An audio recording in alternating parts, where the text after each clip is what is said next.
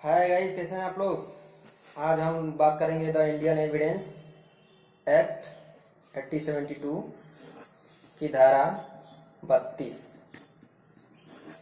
जो बात करता है डाइंग डिक्लेरेशन, मृत्युकालिक कथन। मृत्युकालिक कथन क्या है, क्यों इसे माना जाएगा, क्यों हम किसी मरे हुए व्यक्ति का स्टेटमेंट माने, इसके बारे में हम बात करेंगे। तो चलिए शुरू करते हैं कि धारा 32 क्या है, सेक्शन 32 क्या है। सबसे पहले तो हम ये जाना कि कोई भी घटना घटती है, कोई भी ऐसी घटना घटती है तो सबसे अच्छा गवाह कौन होता है। तो सबसे अच्छा गवाह दो लोग होते हैं। पहला एक्यूज्ड, दूसरा विक्टिम। एक्यूज्ड को हिंदी में हम कहते हैं अभियुक्त और विक्टिम को कहते हैं पीड़ित। एक्यूज्ड जो अपराध किया है, पीड़ित जिसके साथ अपराध हुआ है। तो ये दो ऐसे व्यक्ति होते हैं जो गवाह और या इनके साथ घटना होती है और ये सबसे अच्छा एविडेंस या गवाह के रूप में होते हैं। लेकिन इनका कोर्ट गवाह नहीं मान्य करती है। क्यों नहीं मान्य करती है? कारण है वो इसलिए नहीं मान्य करती है कि जो विक्टिम है, जो अभियुक्त है, जो पीड़िता है, ये दोनों अपने फेवर में बात करेंगे। जो अभियुक्त है वो अपने फेवर में बात करेगा कि मेरी गलती नहीं थी, यह सारा गलती पीड़िता की थी। और जो पीड़िता है वो अपने फेवर में बात करेगा कि मेरी गलती नहीं थी, इनकी गलती थी, इनकी वजह से हमको जो क्षति हुई है, हानि हुई है, यह इनकी वजह से हुई है। तो दोनों आपस में दोनों क्या है कि अपना अपना स्टेटमेंट देंगे, तो दोनों अपने फेवर में ही देंगे। इसीलिए कोर्ट इन लोगों के गवाह के रूप में मान्य नहीं करती है। ठीक है।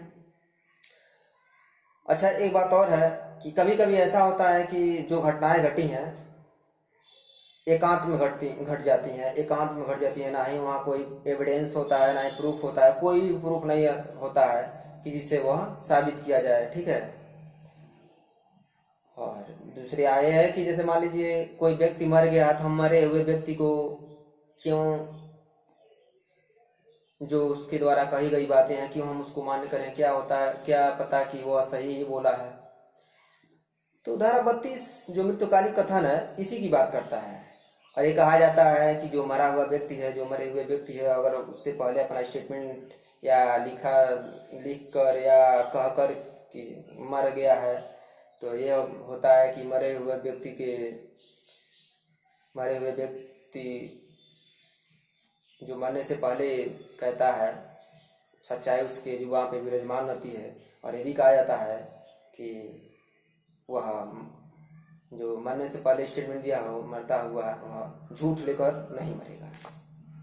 यह कहा जाता है कि कोई भी व्यक्ति हो वो मरने वाला है तो वह झूठ लेकर नहीं मरेगा। कोई व्यक्ति हो वो मरने वाला हो, वो व्यक्ति झूठ लेकर नहीं मरेगा। ऐसे अक्सर में कई मूवी आप देखी होंगी जो क्या है कि जो विलन है या जो हीरो है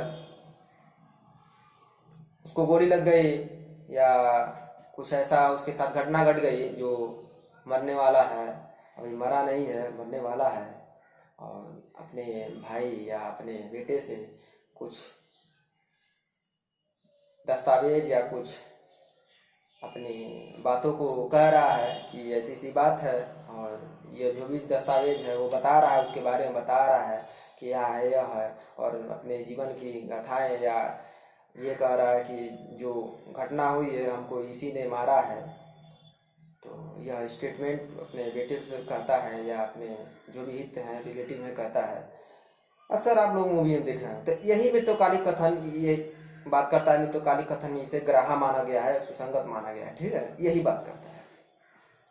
और ऐसे व्यक्ति हैं और ऐसे क्या धारा 32 में ऐसे कुल 8 प्रकार के हैं जो उन लोगों की बातें हैं जिन्हें हम साक्षी के रूप में नहीं बुला सकते। पहला है कि वह व्यक्ति जो मृत्यु के कारण से संबंधित है। दूसरा यह है कि यदि कारोबार के अनुक्रम में है। तीसरा है कि यदि करने वाले के हित के विरुद्ध है। चौथा है कि इसका संबंध लोक अधिकार या प्रथा से है। पांचवा है कि इसका संबंध नातेदारी के अस्तित्व से है। पांचवा है कि छठा है कि किसी पारिवारिक वसीयत से संबंध है। सातवां है कि यदि इसका संबंध ऐसे किसी संव्यवहार से है जिसका संबंध प्रावधान धारा 13A में है और इसकी किसी दस्तावेज से है। और आठवां है अगर यह लोगों द्वारा किया गया है, इसका संबंध किसी विवादक प्रश्न से है जो यह बात सुसंगत होती है। ठीक है, तो यही कह रहा है इन 8 प्रकार के लोगों को हम साक्षी के रूप में नहीं बुला सकते हैं। और धारा 32 में एक चीज और है कि जो ऐसा कोई व्यक्ति जो मर गया है इसलिए नहीं बुलाया जा सकता, कि यह भी हो सकता है कि वह उसे बुलाने पर बहुत ज़्यादा खर्च हो। ठीक है, ऐसा व्यक्ति जो मर गया है, मरने का मतलब यह है कि उसका जो उसके द्वारा स्टेटमेंट दिया गया है, ठीक है, किसी व्यक्ति को तो ऐसा भी हो सकता है कि उस हालत में ना हो कि वह अपना स्टेटमेंट दे। ठीक है, ऐसा भी हो सकता है कि कोर्ट का समय बर्बाद होगा। दूसरा यह है कि जो है उसका मानसिक जो स्वास्थ्य है वो खराब है, नहीं सही है।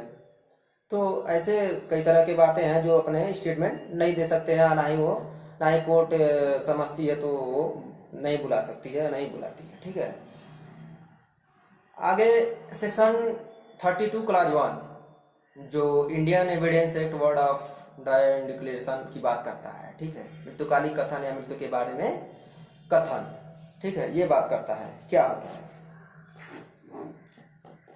ये देखिए, क्या कहता है कि मृत्युकालिक कथन लिखा या बोला गया हो, मृत्युकालिक कथन लिखा या बोला गया हो, ऐसा कोई व्यक्ति, ऐसा कोई कथन, ठीक है, ऐसा कोई कथन जो ऐसे व्यक्ति द्वारा बोला गया हो जो मर गया हो।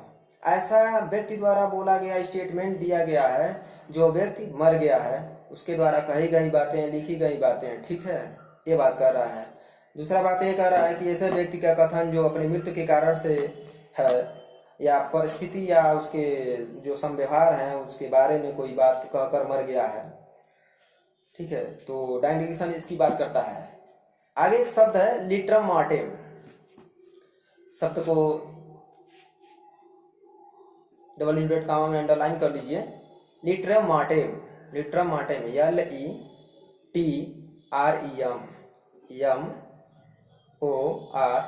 LETRMORTEM, लिटरम मॉर्टेम यह एक लैटिन शब्द है जिसका मतलब होता है कि मृत्यु के समय किया गया संवाद या ऐसा मृत्यु के समय किया गया कथन। ठीक है, मृत्युकालिक कथन बहुत विश्वसनीय है, भरोसेमंद है। और कारण यह है कि ऐसा व्यक्ति जिसको पता है या विश्वास है कि वह मरने वाला है तो वह झूठ लेकर नहीं मरेगा। यह सुनी सुनाई नियमों का अपवाद है, यह सुनी सुनाई नियमों का अपवाद है। जाहिर सी बात है कि जो मृत्यु हुआ है अगर वो तो देखा नहीं कैसे मृत्यु हुआ है, उसके द्वारा कही गई स्टेटमेंट ही ना किसी व्यक्ति के द्वारा कोर्ट में प्रस्तुत होती है। तो यही कह रहा है कि सुनी सुनाई नियमों का अपवाद है मृत्युकालिक कथन। तो इसमें क्या है कि यह ऐसे व्यक्ति द्वारा कहा जाता है जिसने क्या है कि उसका कथन जो सुना है वह उसका खुद का स्टेटमेंट नहीं होता है, उस व्यक्ति का खुद का स्टेटमेंट नहीं होता, वो मरे हुए व्यक्ति का ही स्टेटमेंट होता है। उसके द्वारा कही गई बातें, उसके द्वारा लिखी गई बातें वो उसके द्वारा ही होता है, मरे हुए व्यक्ति का उसका खुद का स्टेटमेंट नहीं होता है। मृत्युकालिक कथन हमेशा अभियोजन द्वारा न्यायालय में समक्ष रखा जाता है, अभियोजन के द्वारा हमेशा न्यायालय के समक्ष रखा जाता है। ठीक है, एक मैगजीम है निमो मोट्रियस प्रेसुटेंट मेंट्री, स्पेलिंग है NEMOTRIUSPRESUMUNTURMENTRI,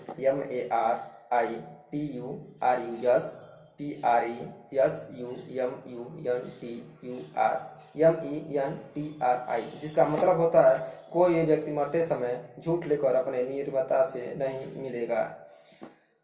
भारतीय कानून मृत्युकालिक कथन को इसलिए मान्यता देता है क्योंकि कहावत है कि मरता हुआ व्यक्ति झूठ नहीं बोलता अथवा सच्चाई मरने वाले व्यक्ति के जुबान पर बैठती है या उसके मुंह पर रहती है। यहाँ केवल एकमात्र चश्मदीद गवाह है, वह है बिट्टी, पीड़ित, वह जो मर गया है। और यदि उसके बात को ग्राह्य नहीं बनाया गया तो न्याय के हित में प्रभावित होंगे, न्याय नहीं हो पाएगा। अब कैसे मरा है, क्यों मरा है, उसके साथ तो न्याय नहीं हो पाएगा। अगर वही अगर स्टेटमेंट आकर देगा तो वो तो दे नहीं सकता है। तो यही बात करता है, यही मैगजीन का जो बात है, रूल है, यही बात करता है कि मृतकालिक कथन इसलिए भी ग्राह्य है क्योंकि ऐसे व्यक्ति को बुलाया नहीं जा सकता क्योंकि वह मर गया है। ठीक है। एक केस थी उल्का Ram versus state of Rajasthan. इसमें सुप्रीम कोर्ट ने कहा कि जब कोई कथन या किसी व्यक्ति द्वारा किया गया है जिसका संबंध उसकी मृत्यु के कारण से है और ऐसी परिस्थितियां या संव्यवहार के बारे में है जिसका परिणाम उसकी मृत्यु है, या ऐसे मामले में जहां उसका मृत्यु ही प्रश्नवाचक है, तब ऐसी बातें मृत्युकालिक कथन ग्राह्य है और कानून की भाषा में ही मृत्युकालिक कथन कहा जाता है।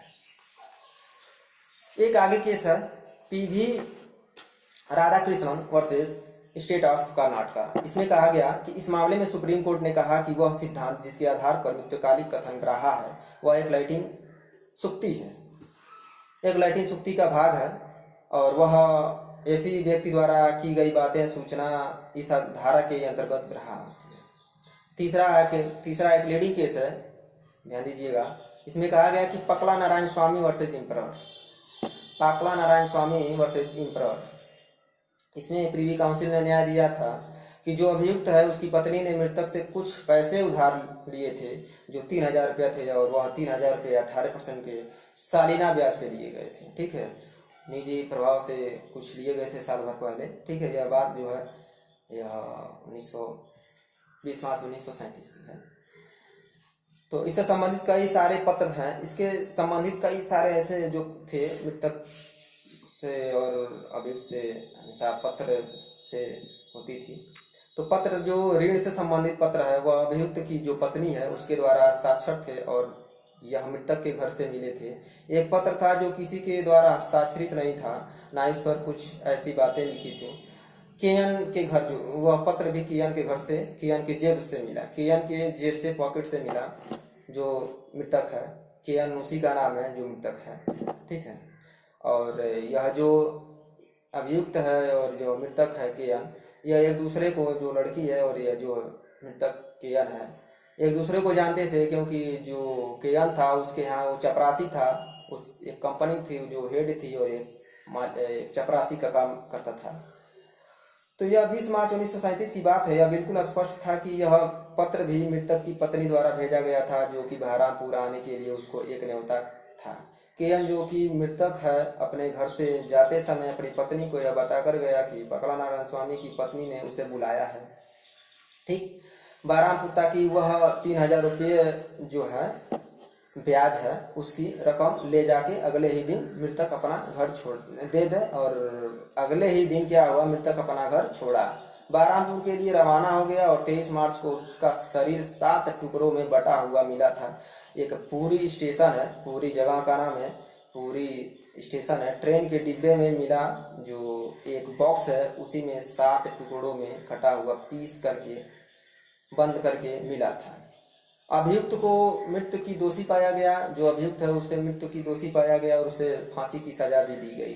कारण यह थी कि 3 तरह के जो एविडेंस है, जो 3 तरह के प्रूफ है, ये बता जाहिर करते थे कि पहला तो बहरामपुर जाना, दूसरा जो पत्र है उसके जेब से मिलना, तीसरा जो साक्ष्य है वो क्या है कि उसका मृतक के प्रति कर्जदार होना और उसके लिए जो स्टिक वो है खरीदना, यही सब बयां करती हैं। आगे एक और केस है, आगे एक केस है कि उसमें बताया कि वजीर चंद्र वर्सेज स्टेट ऑफ हरियाणा। इसमें क्या था कि जो अभियुक्त है मृतक की हत्या कर दिया था और एक ट्रक से जिसमें वादी मिली उसको भी अभियुक्त ने ही खरीदा था। जो ट्रक था उसको भी वो अभियुक्त ने खरीद लिया था और उस ट्रक में जो बॉक्स थी जिसमें 100 रखा था वो भी उस व्यक्ति ने खरीदा। इस आधार पे वह मृतकालिक के रूप में ग्राह्य माना गया। आगे बताता है कि भांगियाओं यानी इस भांगियाओं इशारों पे भी मितोकालिक कथन बात करता है। इशारों में भी क्या मितोकालिक कथन मान्य होती है। तो केस है क्यून इम्प्रेस वर्सेज अब्दुल्ला। इस मामले में अभियुक्त है जो लड़की है जो मृतक है उसका गर्दन काट दिया था और इसके कारण यह बोल नहीं पा रही थी। उसने इशारों में ही अभियुक्त की तरफ इशारा किया। उसने बताया इलाहाबाद हाईकोर्ट ने फुल बेंच ने निर्णय इस पे लिया। यदि इस मामले में हम बता रहे हैं क्या हुआ। इस मामले में यह था कि लड़की का जो गला कटा हुआ था, अभियुक्त ने जो जिस लड़की का गला काट दिया था, जिस कारण वो वैल वक्तुम जो था वो नहीं बोल पा रही थी और उसे फौरन हॉस्पिटल ले जाया गया और जहाँ उसकी दादी वहीं मौजूद थी। उसकी दादी कहती हैं कि ये तुम्हारे साथ कौन घटना घटित किया है। और ये 4-5 जो नौकर थे उसमें से अब्दुल्ला भी उसका सर्वेंट था, उस घर का सर्वेंट था। ने बताया कि अगर जो मतलब मैं नाम लूंगी तो तुम मेरा हाथ पुश कर देना, दबा देना, ठीक है। जैसे ही अब्दुल्ला का नाम आता है वो लड़की दबा देती है, जिससे ये पता चलता है कि यह जो घटना घटित हुआ है अब्दुल्ला ने किया है। तो वही इलाहाबाद हाई कोर्ट ने फुल बेंच ने निर्णय दिया कि यदि जिस व्यक्ति को क्षति पहुंची है वह बोल नहीं सकता है, वह इशारों से ही मृतकालिक कथन कर सकता है। सुप्रीम कोर्ट का यह मानना है कि इशारों में भी कही गई बातें हैं। ग्राह्यता इस बात पर निर्भर करेगी कि उन इशारों को किसने रिकॉर्ड किया। सिर का हिलाना, भाव भंगियाओं किस प्रकृति के थे, क्या यह प्रश्न पूछे गए थे कि साधारण थे कि विशेष थे, और कितना प्रभावी और समझने योग्य हैं। इस केस में इशारों में मितोकालिक कथन किया जा सकता है, ठीक है। आगे मुकवाक पढ़ेंगे धारा 119 में, इसी में एविडेंस में जो मुकवाक को मौखिक साक्ष्य माना जाता है, जाके सिर हिलाना या हाथ हिलाना के रूप में एविडेंस मानी जाती है, ठीक है। वही है यहाँ पे है। आगे बताता है कि मितोकालिक कथन की जो भाषा है वो कैसी होनी चाहिए, क्या होनी चाहिए भाषा। तो जो मितोकालिक कथन की भाषा है किसी भी रूप में भाषा हो, किसी भी भाषा का उपयोग में हो, वह ग्राह्य होती है, सुसंगत होती है। एक केस था, इसमें एक मामला था कि इस मामले में जहां मृतक ने अपने कथन को कन्नड़ और उर्दू भाषा में दिए गए। यह निर्णय लिया गया कि भाषा कुछ और थी। एक मामले में जो क्या था कि उर्दू और कन्नड़ में उस भाषा को दिया गया था, लेकिन वो भाषा कुछ और थी। तो इस आधार पे कहा गया कि इस आधार पे अस्वीकार नहीं किया जा सकता कि वह कन्नड़ में रिकॉर्ड किया गया, ठीक है, और इसे अग्राह्य नहीं माना जा सकता है। एक मामला और था जहां मृतक ने तेलुगु भाषा में स्टेटमेंट दिया था, लेकिन डॉक्टर ने अंग्रेजी भाषा में रिकॉर्ड किया था। दूसरा डॉक्टर वहां मौजूद था एक्सप्लेन करने के लिए, ठीक है। तो यह माना गया कि यह वैध है और यह सुसंगत है और मृतकालिक कथन किसी भी भाषा में ग्राह्य होती है। एक मैटर आता है कि जहां पूरा होने से पहले ही व्यक्ति मर जाता है। जैसे पूरा होने का मतलब क्या है कि स्टेटमेंट पूरा अपना नहीं किया है, उससे पहले ही व्यक्ति मर गया। जैसे बहुत ऐसे सारे फिल्में हैं जो कोई व्यक्ति मरता है या कोई मतलब विलन है या हीरो मरता है, अपने भाई से कुछ सारी बातें कह देता है, लेकिन ऐसे कोई जो पता रहता है जो जहाँ जिसने उसके साथ घटित किया उसका नाम अभी बोलने वाला है, लेकिन वो बोल नहीं पाया, उससे पहले ही मर गया, ठीक है। उसी की बात ये कह रहा है कि जहाँ पर स्टेटमेंट अभी पूरा नहीं हुआ उससे पहले ही वह व्यक्ति मर गया हो। इस मामले में क्या होता है, तो इस संबंध में सर्वोच्च न्यायालय ने कहा कि यदि मृतक अपनी बात पूरा नहीं कर पाया है, जिससे ऐसी कोई बात नहीं कर पाया कि अपराध का हेतु क्या था, क्यों किया यह अपराध, क्या कारण था, ठीक है, तब ऐसा मृत्युकालिक कथन विश्वास के काबिल नहीं होगा। यदि मृतक ने पूरी कहानी बता दी है लेकिन आखिरी प्रश्न का उत्तर नहीं दे पाया और यह कहना चाहता है, तो यह कथन भरोसेमंद भरोसे के काबिल नहीं है। यह बताया कि यह भरोसे के काबिल नहीं है। फिर देखिए, मृत्युकालिक कथन में एफआईआर क्या मान्य हो सकती है। देखिए, क्वेश्चन कभी कभी पूछ लेता है 3 नंबर में एलएलबी की स्टूडेंट के लिए कि क्या मृत्युकालिक कथन जो एफआईआर में मान्य होती है, तो जी हाँ, मान्य होती है। ठीक है, अगर कोई व्यक्ति है, उसको क्षति पहुंची है और जाकर एफआईआर कराता है, एफआईआर कराने के उपरांत घर को वापस आता है और वापस होने के उपरांत उसकी मृत्यु हो जाती है, तो मृत्युकालिक कथन के रूप में माना जाएगा, वो ग्राह्य होती है। ठीक है, जैसे एग्जाम्पल समझिए कि कोई व्यक्ति है, ठीक है, उस मारपीट, दो विवाद, मतलब 2 गुटों में मारपीट हुई। ठीक है, मारपीट में वो क्षति पहुंचा, उसको क्षति पहुंची तो गया एफआईआर कराने। एफआईआर करा के जो फौरन घर की तरफ बढ़ रहा है, अचानक उसका अंदर घाव था, अचानक उसका मौत हो जाती है, मृत्यु हो जाती है, तो मृत्युकालिक के कथन में ग्राह्य होगी, एफआईआर ग्राह्य होगी। एफआईआर के रूप में मृत्युकालिक कथन ग्राह्य होती है। ठीक है, तो हम लोग इस पर आज चर्चा किए हैं, आगे इसमें हम बताएंगे। तो आज का वीडियो यहीं तक। और जहाँ तक है, पूरी कोशिश है हमारी कि आप लोग को समझाएं और आप लोग को बहुत अच्छे से समझाएं, ताकि आप लोग समझ सकें। हमारी पूरी कोशिश रहेगी।